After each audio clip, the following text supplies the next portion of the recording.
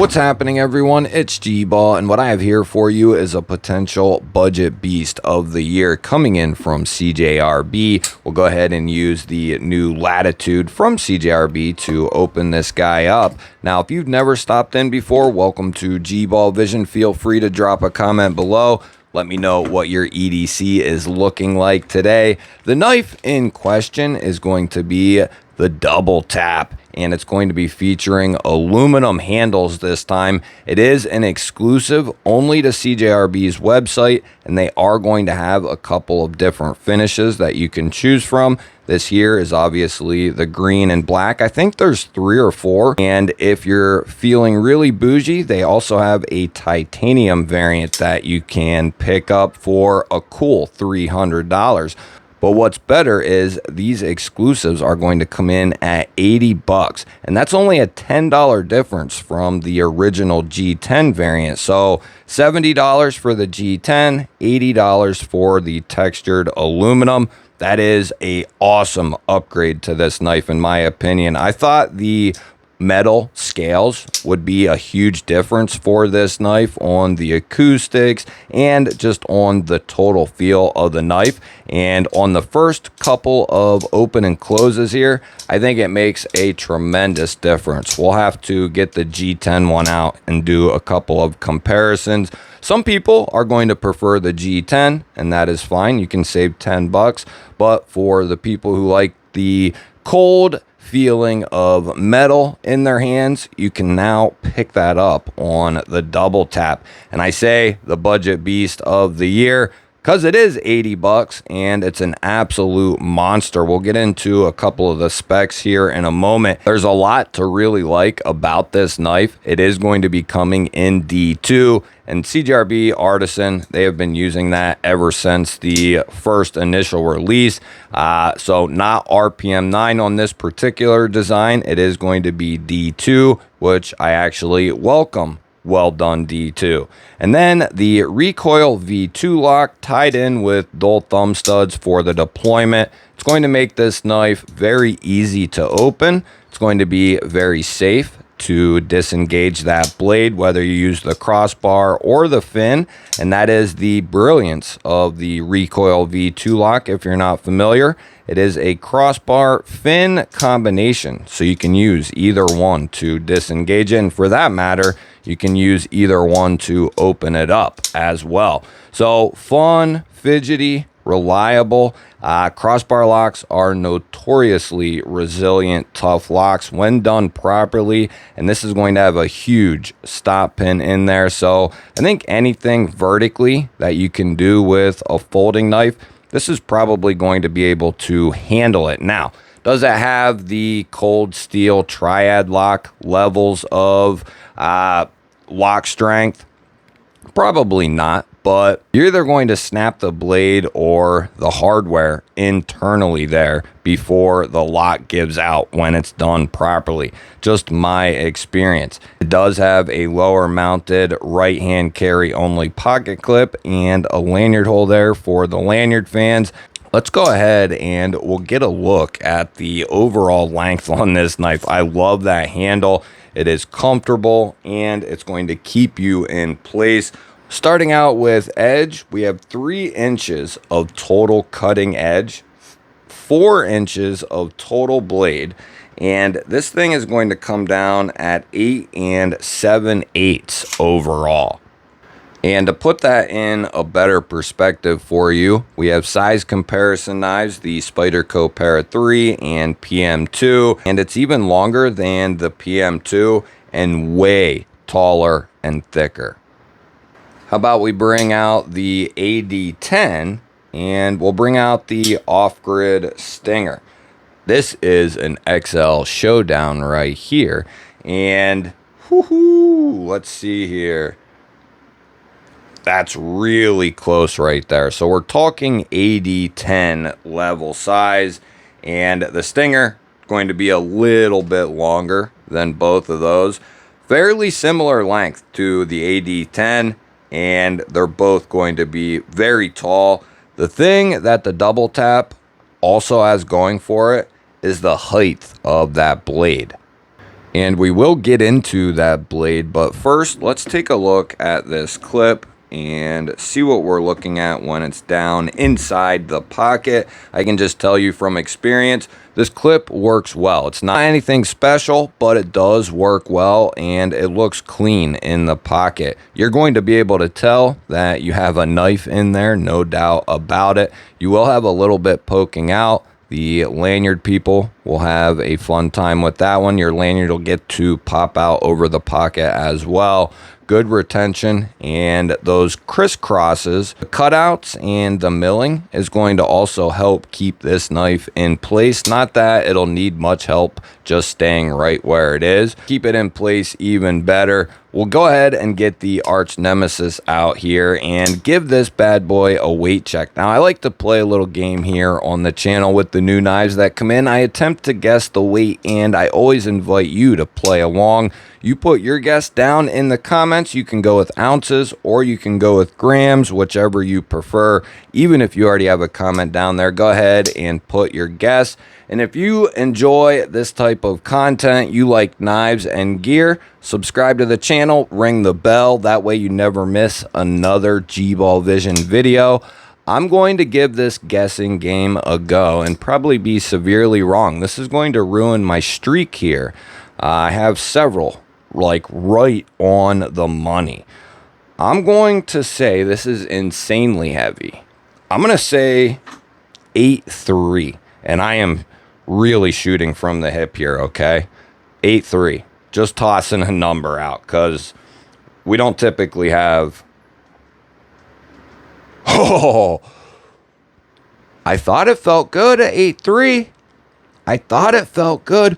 Oh, those of you who know how big of a deal that is. Rarely does it go in my favor. Usually we see it go away. 8.5. I will take that all day long. 242 grams. Like I said, I was just comparing the 80-10. I know that's up there in the 8s. What do we got? Oh, I was hitting the table. Let's re-verify. Just 8.7. So it did go up. It did go up.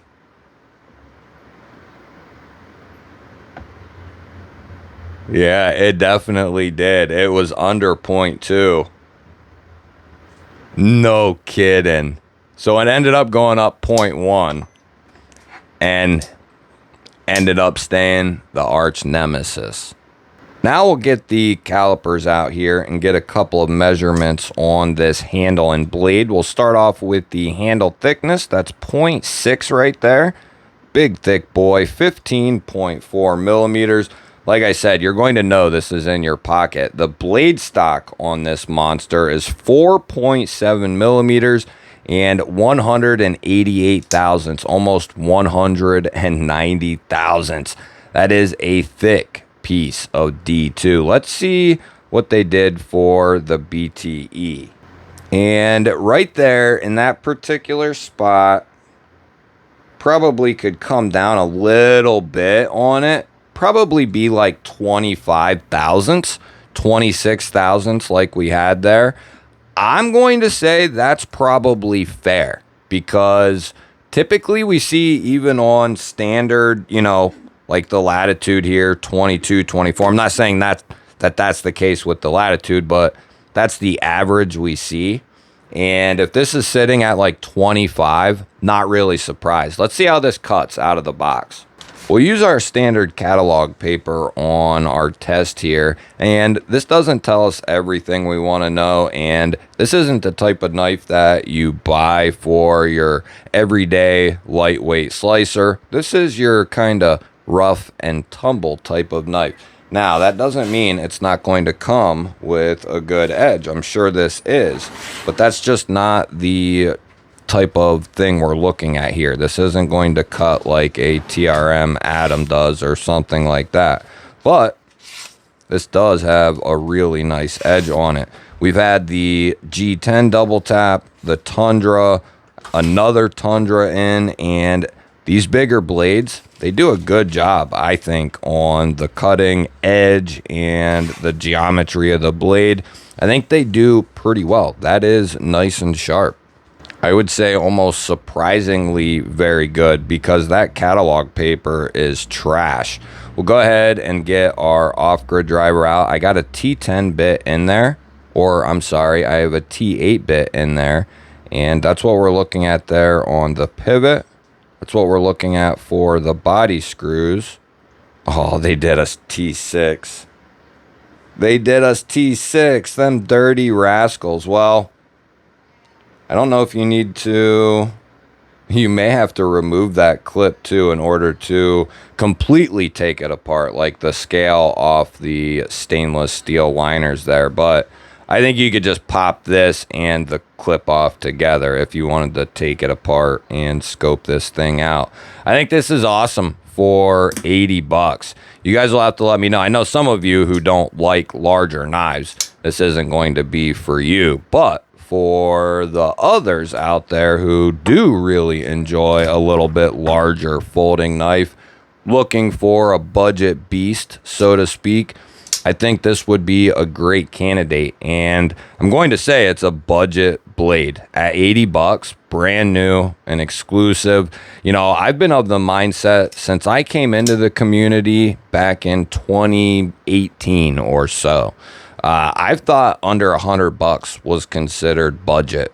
That's just what I thought. And that's coming from someone who don't have, you know, I don't have a ton of money. So, you know, that comes from that type of mindset. I'm just realistic enough to say that, yeah, under 100 bucks is a budget line, a more affordable line. Under 50, that's ultra affordable, right? Or ultra budget end. We'll run this through a couple of checks here, and then we'll introduce this double tap to the spine whacker. I don't think we're going to have any trouble, especially with vertical up and down type lockup.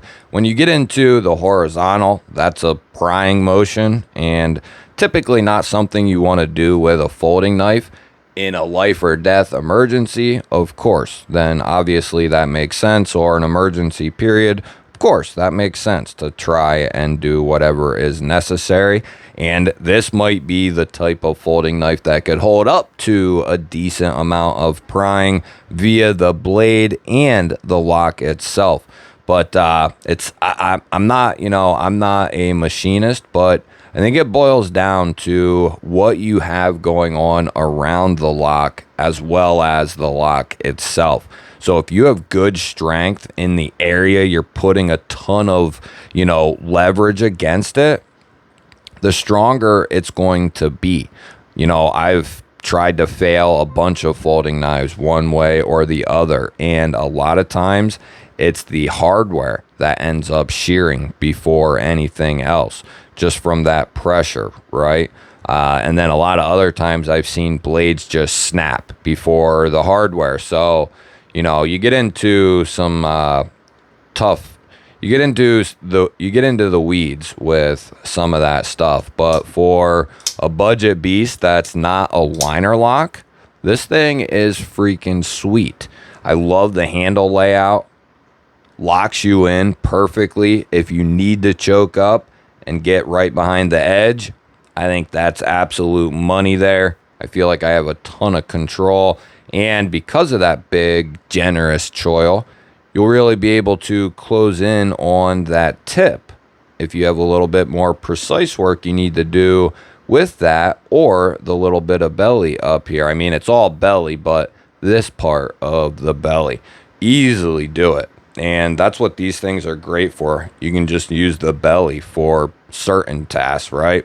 Let's go ahead and introduce the double tap to the spine whacker here. This is not to see if you can hammer a nail into a tree with the spine of the blade. It's not to see if you can pry pallets apart. We're just doing this to make sure it has a good engagement in there, and that it's not faulty, right? We'll give it a light tap. I don't feel any movement. Start off with a decently heavy tap out there towards the tip. Actually, that was a good shot. The heavier knives are easier to smack, by the way.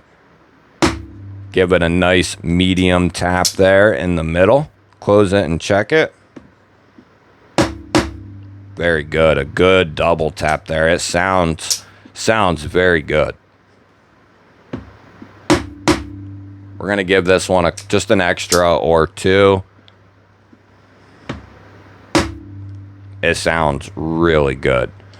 And just like the cutting test and checking the edge and the blade stock, that lock test doesn't tell us everything. It's not the most scientific thing, but it's a way that I can hold the company's toes to the fire, make sure they are trying to put out good quality locking folding knives, because they are folding knives with locks and we want them to stay locked up. You'll have to let me know what you think of this beast right here. If you are interested in this knife and you like what I do here, there are links down in the description. That is a big help to the channel, but entirely up to you if you want to use those links. Do me a solid and hit the thumbs up button. And if you want to see more dope knife and EDC content, hit the subscribe button and ring the bell. That way you never miss another GBall Vision video. I'll have a couple of new ones popping up on your screen you haven't seen yet. Go check one of them out. Have yourself an awesome day. Thanks for watching. Catch you on the next one.